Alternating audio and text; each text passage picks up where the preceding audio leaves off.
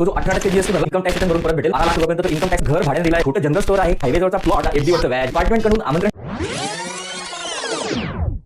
परवा गण्या माझ्या ऑफिसमध्ये आला आणि म्हणाला सर मी एक नवीन लॅपटॉप घेतलाय बरं आणि त्याच्यावर तो जो 18% जीएसटी भरला होता ना तो इन्कम टॅक्स रिटर्न भरून परत भेटेल ना. मी कपाळाला हात लावला आणि म्हटलं जीएसटी आणि इन्कम टॅक्स या दोन वेगवेगळ्या गल्ल्या आहेत भाऊ, त्यांचं एकमेकांशी लग्न लावण्याचा प्रयत्न नको करूस. गण्या म्हणाला समजलं नाही सर मला. मी पुन्हा म्हणालो गण्या अरे धोबी वेगळा आणि न्हावी वेगळा. तू धोबीकडे कपडे धुवायला टाकले म्हणजे न्हावी दाढी फुगट करणार आहे का.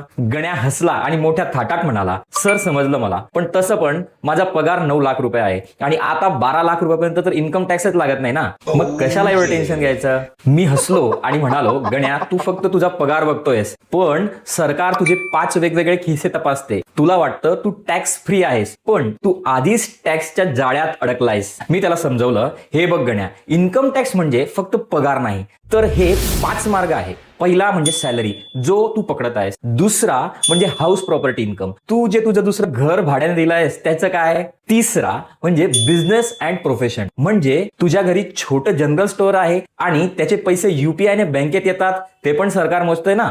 मग येतो चौथा कॅपिटल गेन, तो हायवेजवळचा प्लॉट आणि शेअर विकून जो प्रॉफिट कमवला तो विसरलास का. आणि शेवटी येतो अदर सोर्स म्हणजे तुझ्या एफडी वरचं व्याज डिव्हिडंड वगैरे. हे सगळं मिळून तुझं इन्कम मोजलं जातं. बघा मित्रांनो मी रोज अशा कितीतरी गण्यांना भेटतो ज्यांना वाटतं की आपण टॅक्सच्या चौकटीत येत नाही पण प्रत्यक्षात त्यांची एकूण कमाई टॅक्स स्लॅबच्या खूप वर गेलेली असते. मी याच विषयात प्रॅक्टिस करतो म्हणून सांगतो की तुम्ही तुमचं इन्कम नीट ओळखा आणि डिपार्टमेंट कडून आमंत्रण येण्याच्या अगोदर आमच्यासारख्या टॅक्स प्रोफेशनलला भेटा. मी गण्याला म्हटलं भावा ते जीएसटीचं आपण नंतर पाहू, आधी ते इन्कम टॅक्सचं गणित नीट समजून घे. आणि हो मित्रांनो तुम्ही पण आता रेग्युलर टच मध्ये राहा पैसे की यात्रा सोबत, कारण आता दररोज आपण इन्कम टॅक्सचे नियम अशाच सोप्या भाषेत समजून घेणार आहोत. एक काम करा ना, इतकं टेन्शन घेण्यापेक्षा डायरेक्ट ते फॉलो आणि सबस्क्राईबचं बटन दाबून द्या म्हणजे न सांगता दररोज मी तुमच्या समोर येऊन जाईल. धन्यवाद.